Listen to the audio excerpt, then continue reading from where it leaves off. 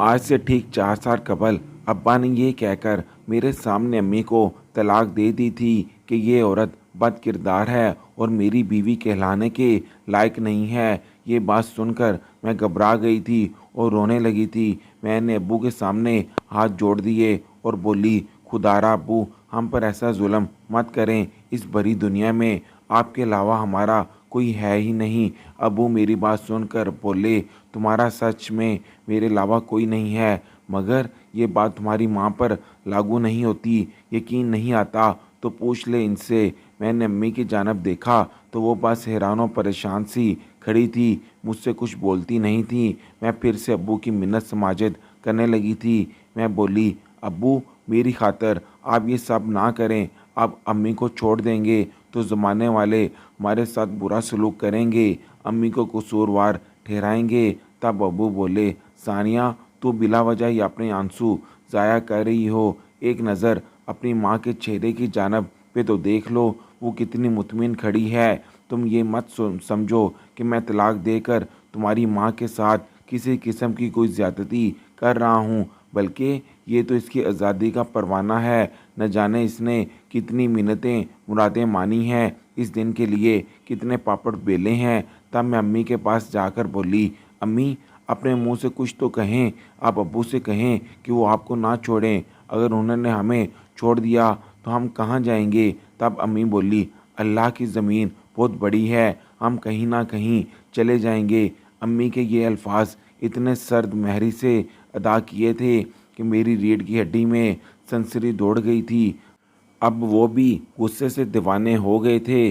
मुझसे कहने लगे, देखा कि कैसी बदजात है ये तेरी माँ, इसको किसी चीज़ की परवाह नहीं है, ये सिर्फ आज़ादी चाहती है। इतना कहकर अब्बू ने अम्मी को तलाक दे दी और घर से बाहर चले गए, जबकि मैं सकते के आलम में खड़ी की खड़ी रह गई थी। तब अम्मी मेरे पास आकर बोली, सानिया इस कदर परेशान क्यों हो गई हो। ज़िंदगी में तो उतार चढ़ाव तो आते ही रहते हैं, ये कोई इतनी बड़ी बात नहीं है। तुम अपने कमरे में जाओ और अपना ज़रूरी सामान पैक कर लो। बल्कि 1 मिनट रुको, मुझे ये बताओ कि तुम मेरे साथ जाना चाहती हो या अपने वालिद के साथ रहना चाहती हो। फैसला तुम्हारा होगा। तुम मेरी बहुत प्यारी बेटी हो, तुम्हारा जो भी फैसला हो मुझे मंजूर होगा। ये ना सोचना कि मुझे कुछ बुरा लग जाएगा। मैं अम्मी की जानब देखती रह गई थी। मैं बोली, क्या औलाद का माँ के अलावा कोई सहारा बन सकता है क्या।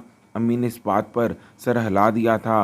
वो कहने लगी, हाँ, जिन बच्चों की माएँ मर जाती हैं इनके फिर बाप ही औलाद को पालते हैं। अगर तुम्हारे दिल में अपने बाप के लिए नरम गोशा मौजूद है तो ये सोचकर रुक जाओ कि तुम्हारी माँ मर गई है। अम्मी की ये बात मेरे दिल पर लगी थी और आंखों में आंसू आ गए थे। मैं बोली, अम्मी मैं आपके साथ जाना चाहती हूँ। अम्मी ने सर हिला दिया और बोली, अच्छा हमारे पास वक्त बहुत कम है, मैं अपनी पैकिंग कर लेती हूँ, तुम अपनी कर लो। और हाँ, ज़रूरत की हर चीज़ रख लेना, न जाने हमें किस तरह के हालात का सामना करना पड़े, कुछ खाने को भी मिले या नहीं। और ये भी मुमकिन है कि हमारे पास ज़रूरत का सामान खरीदने के पैसे भी ना हों। खुद को जहनी तौर पर तैयार करके मेरे साथ चलना। मैं चुपचाप कमरे में आ गई थी और एक बैग में अपने कपड़े, जूते और किताबें रखने लगी थी। मैं तो यही सोच सोच कर हैरान हो रही थी कि अचानक ये सब कैसे हो गया। हम तो अच्छी भली ज़िंदगी गुजार रहे थे।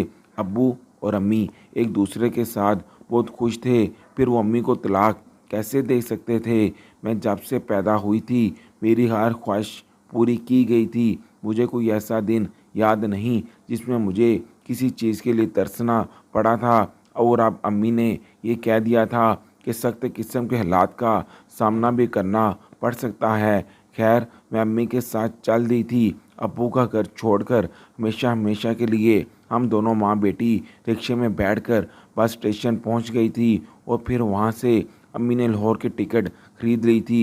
मुझे शुरू से ही लाहौर जाने का बहुत शौक़ होता था। आज मेरी ख्वाहिश तो पूरी हो रही थी, मगर ऐसे हालात में कि आंखों से आंसू आ जा रहे थे। अब शाम के साए गहरे हो गए थे। मेरा दिल किसी अनहोनी के खौफ से लर्ज रहा था और न जाने हम माँ बेटी कहाँ क्या करेंगी? सर ढकने के लिए जगह मिलेगी भी या सड़क पर ही सोना पड़ेगा?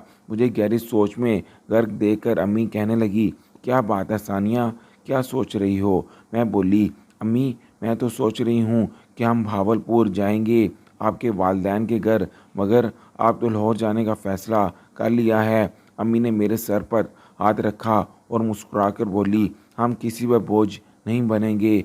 तुम्हें इल्म है कि किसी का एहसान लेना इतना आसान नहीं होता। अगर हम अम्मी के घर जाते तो क्या होता?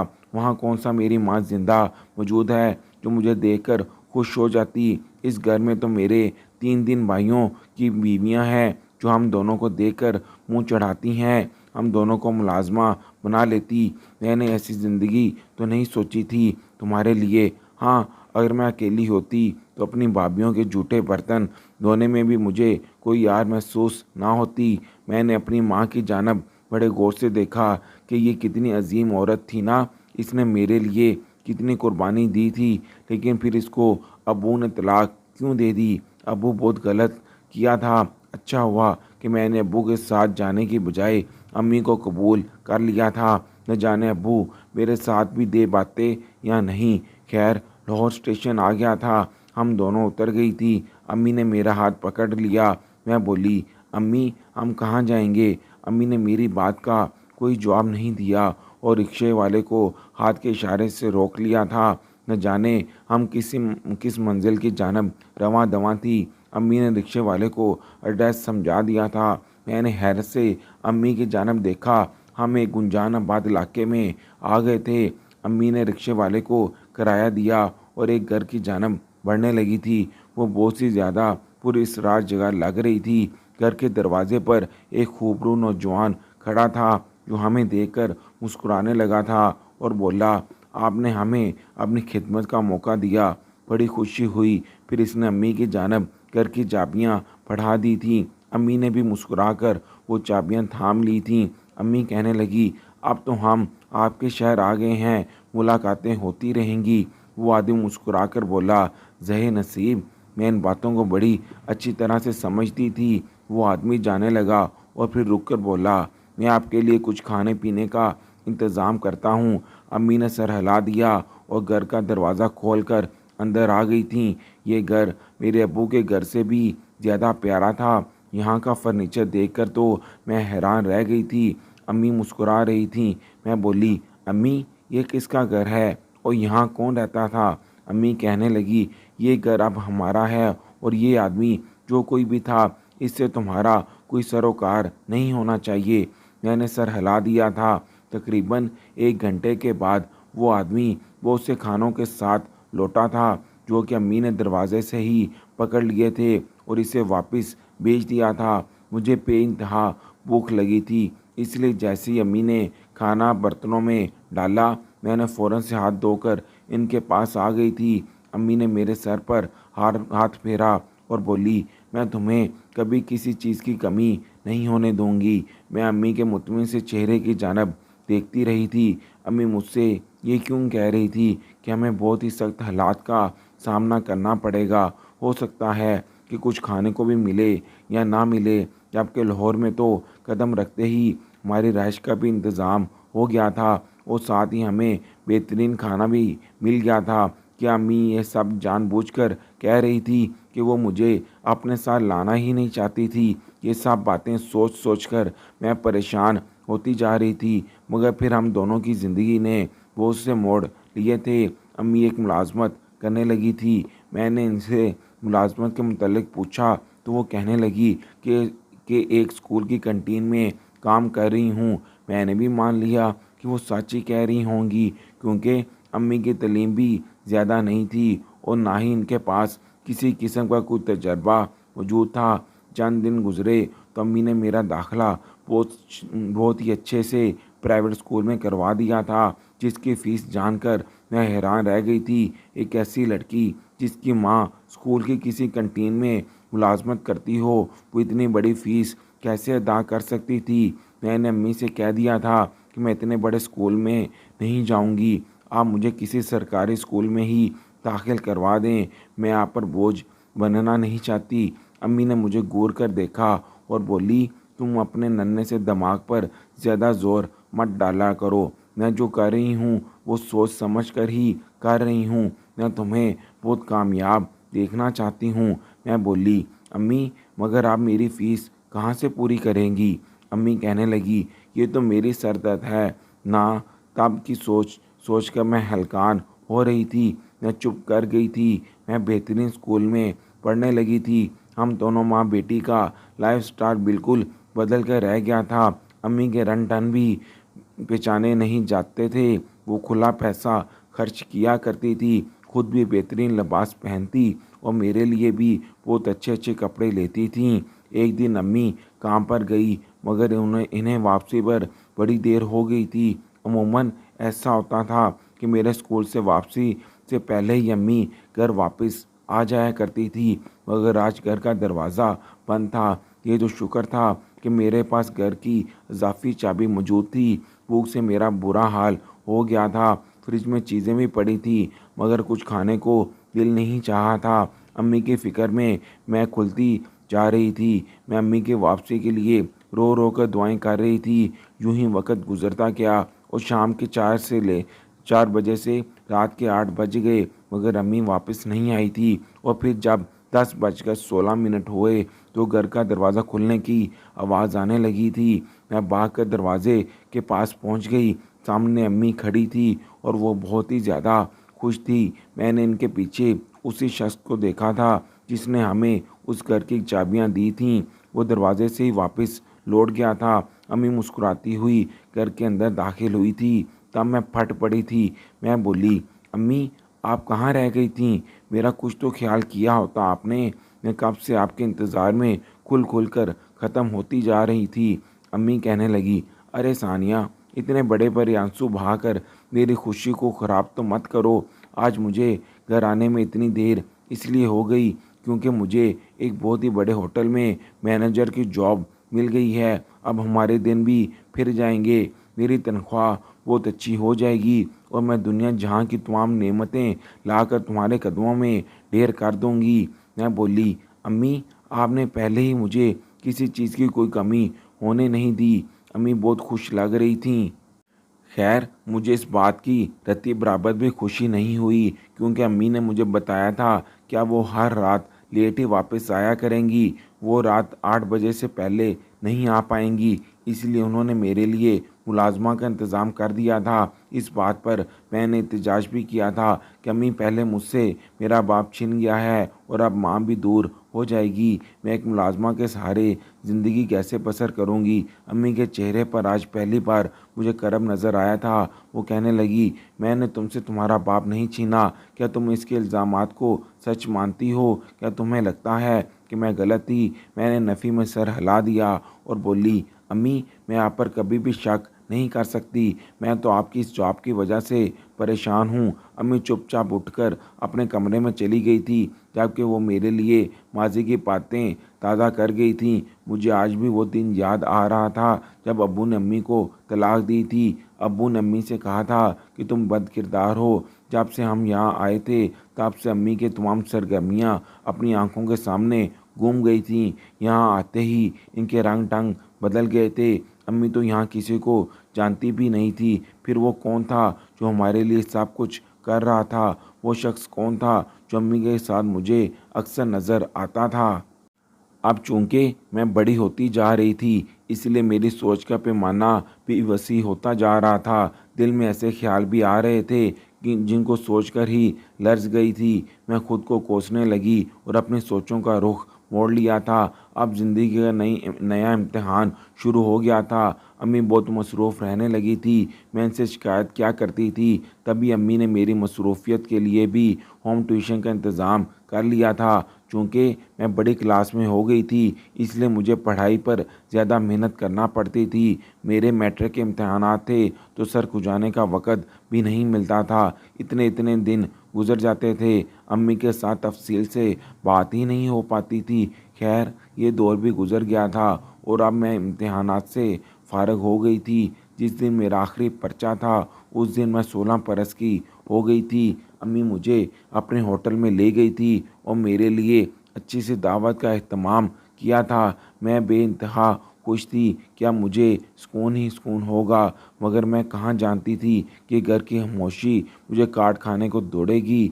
मैं अब इस तन्हाई से घबराने लगी थी। एक दिन अम्मी जब काम से वापस आईं तो मैं फूट फूट कर रोने लगी थी। मैं बोली, अम्मी आप अपनी जॉब छोड़ दें, मेरा आपके बगैर दिल नहीं लगता, मैं तो ऐसे पागल हो जाऊंगी। तब अम्मी ने मेरा हाथ पकड़ लिया और कहने लगी, सानिया तुम्हें इल्म है क्या, तुम्हारे दूसरे ममालिक में बच्चे अपने इम्तिहानात से फ़ारिग हो जाते हैं तो वो वक़्त गुजारी के लिए छोटी मोटी जॉब करने लगते हैं। इस तरह वो बच्चे लोगों से डील करना भी सीख जाते हैं और इनके पास एक्सपीरियंस भी हो जाता है। अगर तुम्हें ये आइडिया अच्छा लगता है तो बताओ, मैं तुम्हारे लिए होटल में जॉब दिलवा दूंगी। मुझे बड़ी देर से अम्मी के काम की जगह पर जाने का शौक़ था, इसलिए मैंने फ़ौरी तौर पर हामी भर ली थी और बोली, जी जी अम्मी, ये तो बहुत ही अच्छी बात है। अम्मी भी मुस्कुरा दी थी।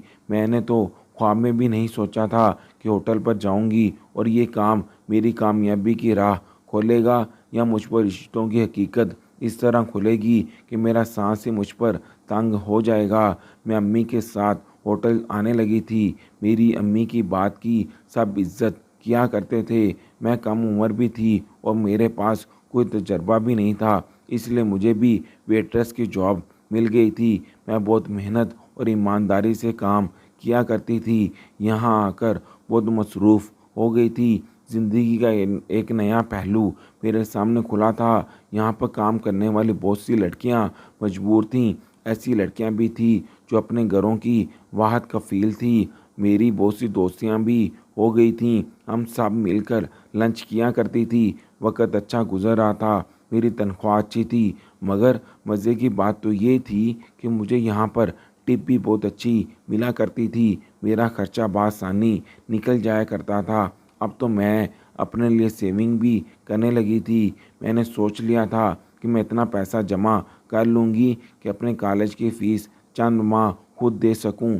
अम्मी भी मेरी कारकर्दगी से बहुत खुश थीं। वो कहती थी, बेटी मुझे इस बात पर फ़ख्र होता है कि तुम सबके साथ घुल मिल गई हो, तुम किसी पर रौब नहीं झाड़ती, तुम एक मैनेजर की बेटी हो। अम्मी की बातें सुनकर मैं भी मुस्कुरा देती थी। एक दिन अम्मी मेरे पास आई और कहने लगी, सानिया आज सफाई वाली मुलाजमा नहीं आई और हमें फ़ौरी तौर पर 410 नंबर कमरा साफ़ चाहिए, तुम इसकी सफाई कर दोगी क्या? मैं किसी और को नहीं कहना चाहती क्योंकि मेरी खुद की बेटी यहाँ मौजूद है। मैं बोली, जी अम्मी मैं कर दूँगी। मैं जाने लगी तो अम्मी ने मेरा हाथ पकड़कर मुझे रोक दिया और कहने लगी, सानिया इस बारे में किसी को मत बताना कि जो तुम्हारी इज्जत बनी हुई है। मैं नहीं चाहती कि ख़राब हो जाए। अगर कोई पूछे तो भी टाल देना। मुझे अम्मी की इस तमहीद से ने हैरान कर दिया था। मैंने सोचा कि सफाई करने में तो कोई हर्ज नहीं है, फिर अम्मी ऐसा क्यों कह रही थी। मैं अम्मी से कमरे की चाबियां लेकर अंदर चली गई थी। मैं बड़े सुकून से इस कमरे को देख रही थी जब अचानक से अंधेरा छा गया और मुझे किसी के सख्त हाथों की गिरफ्त महसूस हुई थी। वो हाथ मेरे लबों पर आकर मेरी चीख दबा दी गई थी। कमरा नंबर 410, इसमें मुझ पर क़यामत बीत गई थी और बाहर किसी को इल्म भी नहीं हुआ था। मैं बैठकर बेजान वजूद की तरह पड़ी हुई थी और तभी मुझे अंदर अंधेरे में हल्की सी रोशनी नज़र आई थी। एक आदमी का मकरू चेहरा मुझे दिखाई दिया था। वो आदमी जिसने मेरी ज़िंदगी बर्बाद कर दी थी। मैं कमरे से बाहर आई, मेरा पूरा वजूद लर्ज रहा था। अम्मी ने मुझे देखा तो हाथ से पकड़कर 1 लाख कमरे में ले गई थी। वो बोली, क्या बात है, तुम घबराई हुई क्यों हो? मेरी हिचकी बंद होती जा रही थी। मैंने रोकर अम्मी को सारी बात बता दी थी। मुझे यही लग रहा था कि अम्मी को जब इस बात का पता चलेगा तो वो पूरे होटल को सर पर उठा लेंगी। वो मेरी खातर सारे ज़माने से लड़ जाएंगी। वो सीसीटीवी कैमरे का सारा रिकॉर्ड चेक करेंगी कि आखिर इस कमरे में मुझसे पहले कौन गया था। वो मेरे मुजरम को सख्त से सख्त सज़ा देंगी। मगर अम्मी ने मेरी बात सुनते ही मेरे मुंह पर हाथ रख दिया था और फिर कहने लगी, सानिया तुम्हें मेरे सर की कसम है, इस बात को भूल जाओ। अगर ये बात खुल गई तो हमारे हाथ स्वाय बदनामी के कुछ भी नहीं आएगा। हम दोनों रुसवा होकर रह जाएंगी। जो कुछ तुम्हारे साथ एक बार हुआ लोगों को पता चल गया तो बार बार होगा। तुम्हारी इज्जत को बार बार उछाला जाएगा। लोग मुझे इसका कसूरवार नहीं ठहराएंगे, बल्कि तुमसे ही सवालो जवाब होगा। मैं अम्मी की बातें सुनकर खौफजदा हो गई थी, इसलिए मैंने अपने लफ्ज़ सी लिए। अम्मी ने होटल में मेरी तबीयत खराबी का बहाना किया और मुझे अपने साथ अस्पताल ले गई थी। उन्होंने मेरा मेडिकल करवाया, जिससे ये साबित हो गया था कि मेरे साथ बहुत बड़ा जुल्म हो गया है। मैंने वो रिपोर्ट्स देखी तो बोली, हमें थाने चलना चाहिए अम्मी। अम्मी कहने लगी, वो हम तुमसे ऐसे ऐसे सवाल करेंगे कि तुम शर्म से पानी पानी हो जाओगी। कहो मंजूर है। मैंने नफ़ी में सर हिला दिया तो हम दोनों माँ बेटी घर आ गई थी। मैं अपने कमरे में चली गई और लेटकर अपनी बेबसी के मुतल्लक सोचने लगी थी। मैं कितनी बेबस थी ना कि मुजरिम को ये सब करने से रोक नहीं पाई। फिर अब मैं इसे सज़ा भी नहीं दिलवा पाई थी। वो आज़ाद घूम रहा था। पता नहीं मेरे बाद वो कितनी लड़कियों की ज़िंदगी तबाह कर देता। अगर मैं आवाज़ उठाती तो वो जेल की सलाखों के पीछे होता और इसके गुनाहों के घटिया फेल से दूसरी लड़कियां महफूज रह सकती थीं। मगर मैं क्या करती। अम्मी ने मुझसे कहा था कि मैं बहुत जल्द तुम्हारी शादी करके तुम्हें रुखसत कर दूंगी। तब तक तुम सब्र करो और अपने हक में बेहतरी की दुआ करो। मैं अपने लिए तो दुआ करती ही करती थी, मगर अपने मुजरिम के लिए बद्दुआ करना नहीं भूलती थी। मैं हर नमाज में रो रो कर अल्लाह से यही फरियाद करती थी कि मेरे मुजरिम को सख्त से सख्त सज़ा देना और उसको मेरे सामने बेनकाब कर देना। मैं कहाँ जानती थी कि मुजरिम की असलियत जानने के बाद मैं रिश्तों पर भरोसा करना छोड़ दूंगी। एक रात मैं तहज्जुद की नमाज़ पढ़कर फ़ारग हुई तो मुझे डर लगने लगा था। जब से मेरे साथ ये हादसा हुआ था मैं हर वक्त घबराई घबराई से रहने लगी थी। आज भी दिल बहुत ज़ोर से धड़क रहा था। मैंने सोचा कि अल्लाह के हुजूर तो रोकर अपने दिल की भड़ास निकाल ही ली हुई है। अब मैं अपनी अम्मी के सामने जाकर भी अपने अंदर की चंद बातें कर लूं और इनको बताऊं कि मैं किस करब और किस हैसियत से गुजर रही हूँ। इसलिए मैं अम्मी के कमरे की जानब बढ़ गई थी। मैं दरवाजे तक पहुँची थी कि मुझे अंदर से मर्दाना आवाज़ सुनाई दी थी। मेरे बढ़ते हुए कदमों को एकदम से ब्रेक लगा था। इस वक्त अम्मी के कमरे से मर्दाना आवाज़ आना नॉर्मल बात नहीं थी। मैंने अंदर झांक कर देखा तो सांस लेना भूल गई थी। दिल चाहा था कि अभी सूर फूंक दिया जाए और क़यामत रोनमा कर दी जाए। कमरे में कोई और नहीं, वही मर्द मौजूद था जिसने मेरी धज्जियाँ उड़ा दी थीं, और साथ वो आदमी भी था जिसने पहले दिन इस घर की चाबियाँ अम्मी के हाथ में रख दी थीं। और फिर इसके बाद तो वो बहुत से मौक़ों पर मुझे अम्मी के साथ नज़र आया था। मैंने एक झटके से अम्मी के कमरे का दरवाज़ा खोला और अंदर दाखिल हो गई। जब इन तीनों की नज़रें मुझ पर पड़ी तो वो घबरा गए थे। मैं अपने मुजरिम के रूबरू जाकर खड़ी हो गई थी। मैंने इसको गिरेबान से पकड़ लिया था और फिर इसके मुंह पर थप्पड़ों की बरसात कर दी थी। मैं चीख कर बोली, तुमने मेरे साथ ये सब क्यों किया? मैंने तुम्हारा क्या बिगाड़ा था? वो शख्स मेरे मुजरिम को हाथ से पकड़कर बाहर ले गया था, जबकि अब कमरे में मैं और मेरी अम्मी रह गई थी। अम्मी मुझसे नज़रें चुरा रही थी। मैं बोली, ये आदमी यहाँ क्या कर रहे थे? रात के 2 बज रहे हैं और फिर ये मेरा मुजरिम ये इतने आराम से आपके रूबरू खड़ा था। आपने इसका हशर नशर क्यों नहीं किया? अम्मी की आंखों में आंसू आ गए थे, जबकि मुझे आज अपनी अम्मी के चेहरे से, इसके आंसुओं से और इसके वजूद से बेतहाशा नफ़रत हो रही थी। अम्मी कहने लगी, सानिया, मेरी शादी बहुत कम उम्र में हो गई थी। मैं तब फ़कत 15 बरस की थी जब मुझे तुम्हारे अब्बू की दुल्हन बनाकर रुखसत कर दिया गया था। मैं अपने वालिदैन के घर छोड़ जाने पर नाराज़ तो थी, मगर क्या कर सकती थी। जैसा वालिदैन ने कहा मैंने वैसा ही किया। मेरे वालिदैन बहुत अमीर थे, मगर उन्होंने मुझे कोई लंबा चौड़ा जहेज़ नहीं दिया था। इस बात का तो तुम्हारे अब्बू को बहुत था कि एक दिन कहने लगा, मैंने तुमसे शादी जहेज़ की खातर की थी, इस शक्ल की खातर नहीं जो मेरे मत्थे मार दी गई है। तुम अपने वालिदैन के घर जाओ और गाड़ी का मुतालबा करके आओ। मैंने काशिफ को मना किया कि ये सब मुनासिब नहीं है, मगर इसने मुझे तलाक की धमकी दे दी थी। मैं मजबूरन अब्बू के पास गई और इन्हें सारी बात बता दी। अब्बू कहने लगे, बेटी मुझे माफ़ कर देना, मुझसे बहुत बड़ी गलती हो गई जो तुम्हारे लिए ऐसे शख्स को चुन लिया। मैं चुप रही तो अब्बू बोले, अगर मैंने तुम्हारे शोहर की बात आज मान ली तो वो तुम्हें बकारन बना देगा और उम्र भर तुमसे चीज़ें मंगवाता रहेगा। मैं और तुम्हारी माँ तो इसके मुतालबात पूरे करते रहेंगे, मगर हमारे इंतकाल के बाद क्या होगा? तुम्हारे भाई ये सब कर लेंगे? हरगिज़ नहीं। तब तुम्हारी ज़िंदगी तुम्हारा शौहर जहन्नम बना देगा। तुम आज इसको जाकर इनकार कर दो। मैंने ऐसा ही किया, मगर बात सच में तलाक तक जा पहुंची तो अबू ने इसके मुतालबात मान लिए। तुम्हारा बाप तुम्हें जो भी ऐश करवाता था वो तमाम चीज़ें मेरे बाप के घर से आई हुई थीं। तुम्हारे अब्बू ने फिर मुझे लंबी चौड़ी लिस्ट थमाकर अब्बू के घर भेज दिया। उन्होंने मुतालबा मानने से इनकार कर दिया तो काशिफ ने मुझ पर बदकिरदारी का इल्ज़ाम लगाकर तलाक दे दी। मैंने अपने भाइयों को फ़ोन करके बताया तो वो बोले कि हमारे पास मत आना।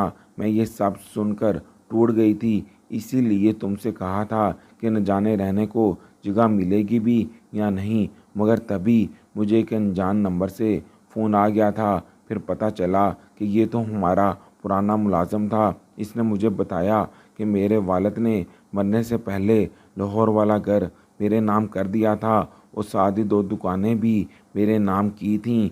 मैंने वालिद के मुलाज़म से मकान की चाबियां ली थीं। दुकान का किराया भी मुझे वही ला कर देता था। मैंने माना कि कैंटीन की जॉब से ज़्यादा मुनाफा नहीं हुआ था, लेकिन दुकान के किराए से मैंने तुम्हें अच्छे स्कूल में तालीम दिलवाई थी। तुम्हारे साथ जब ये सानिया हुआ तो मैं चूक गई थी और तुम्हें इसलिए खामोश रहने का कहा था क्योंकि वहाँ की चाबियाँ तो सिर्फ मेरे पास मौजूद थीं।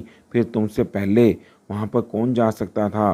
मैंने खुफिया तौर पर तहकीकात की थी और अपने वालिद के मुलाज़म ज़मीर को भी ये काम सौंप दिया था। आज वो तुम्हारे मुजरम को मेरे सामने ले आया था। ये आदमी तुम्हारे सक्के बाप काशिफ का भेजा हुआ था और मुकम्मल प्लानिंग के तहत इसकी रसाई इस कमरे तक हुई थी और मैं इसके बगैर बहुत अच्छे तरीके से ज़िंदगी बसर कर रही थी और तरक्की के मनाज़र तय कर रही हूँ। इससे बर्दाश्त नहीं हुआ और वो मुझे बेसुकून करना चाहता था, इसीलिए इसने अपनी ही बेटी की इज्जत ख़राब करवा दी, फ़कत इसीलिए कि मुझे नीचे नीचे दिखा सके।